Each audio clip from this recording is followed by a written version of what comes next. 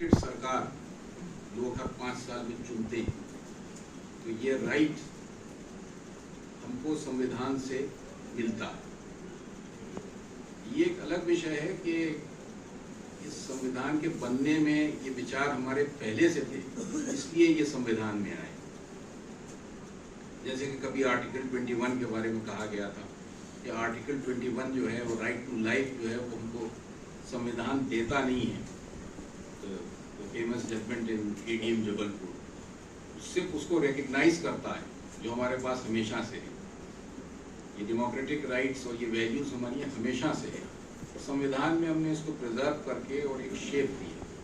तो हमारी पहचान, जो हमारे जो मूलभूत आधार हैं हमारी पूरी सभ्यता के, वो संविधान पे रखे हैं।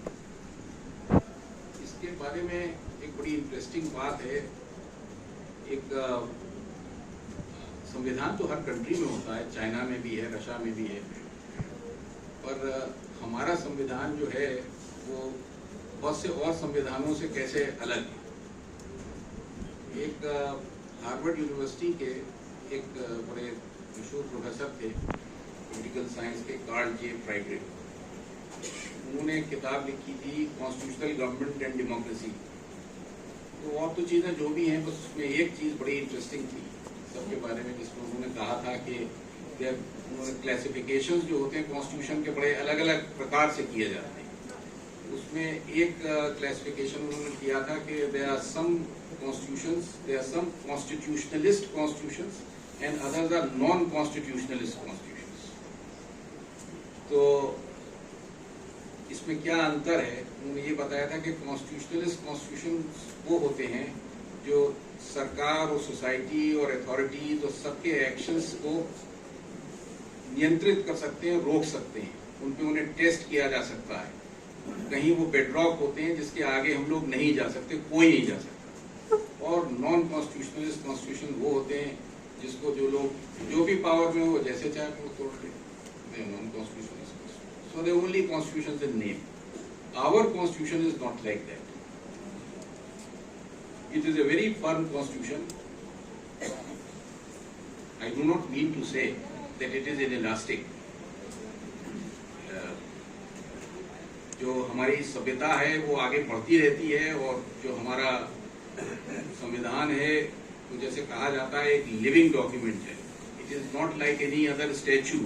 आप लोग सब लॉयर्स हैं, इसको अच्छी तरह से समझते हैं कि जब आप इंटरप्रेट करते हैं कॉन्स्टिट्यूशन को और एक ऑर्डिनरी स्टैट्यूट को, तो बड़े अलग प्रिंसिपल्स अप्लाई करते हैं दोनों। इस बात को शायद कोई और नहीं समझ सकता सिवाय आपके। वो इसलिए है कि क्योंकि कॉन्स्टिट्यूशन खाली लॉज के बारे में नहीं है, वो हमारी पूरी एग्जिस्टेंस के बारे में। और जैसे जैसे पैसेज ऑफ टाइम से सोसाइटी बदलती जाती है, संविधान को देखने का, समझने का पूरा जो दृष्टिकोण है वो बदलता चला जाता है। इसीलिए हमारे यहाँ ये भी प्रिंसिपल इवॉल्व हुआ हमारी कंट्री में कि जो चीज आज इंट्रावायरीज है कल अल्ट्रावायरीज हो सकती है, और जो आज अल्ट्रावायरीज डिक्लेयर की गई है वो कल को इंट्रावायरीज डिक्लेयर हो सकती है। पर्टिकुलरली पोस्ट कॉन्स्टिट्यूशनल लॉज के संबंध में, प्री कॉन्स्टिट्यूशनल लॉज के संबंध में, जहाँ हमने डॉक्ट्रिन ऑफ इक्लिप्स इसीलिए इन्वेंट की। कभी हमने कहा कि नहीं ये तो थी उस वक्त अल्ट्रावायरीज, आज हमने इंट्रावायरीज इसे कर दिया। The law will revive, particularly if it was a pre-constitutional law. तो ये संविधान को समझने का बिल्कुल एक ढंग हम लोगों का अलग है, और संविधान को जो भी सोसाइटी में